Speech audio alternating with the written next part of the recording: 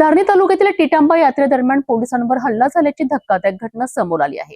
बंदोबस्तावर असलेल्या पोलीस कर्मचाऱ्यावर जमावाने काठी व दगडांनी प्राणघातक हल्ला केलाय। या हल्ल्यात पोलीस कॉन्स्टेबल गंभीर जखमी झाले असून धारणी पोलिसांनी तत्काळ कारवाई करत 11 आरोपींना अटक केली आहे। धारणी तालुक्यातील टिंटाबा यात्रेदरम्यान कायदा व सुव्यवस्थेची जबाबदारी सांभाळणाऱ्या पोलिसांवरच हल्ला झाल्याची गंभीर घटना घडली आहे।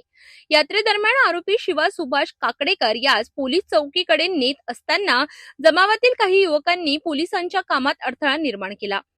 अचानक जमावाने आक्रमक पवित्रा घेत काठ्या व दगडांच्या सहाय्याने पोलीस कॉन्स्टेबल विकास दुर्योधन वाकोडे याच्यावर हल्ला केला। या हल्ल्यात कॉन्स्टेबल वाकोडे गंभीर जखमी झाले असून त्यांच्यावर उपचार सुरू आहेत। घटनेनंतर धारणी पोलिसांनी तत्काळ कारवाई करत 11 आरोपींना अटक केली आहे। या प्रकरणी शिवा सुभाष काकडेकर यांच्यासह एकूण 10 ते 12 इसमांवर गंभीर स्वरूपाचे गुन्हे दाखल करण्यात आले।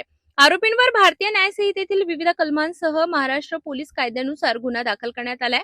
दरम्यान इतर आरोपींचा शोध व पुढील तपास धारणी पोलीस करीत आहेत। सार्वजनिक यात्रा उत्सवांच्या काळात शांतता राखणे ही सर्वांची जबाबदारी आहे।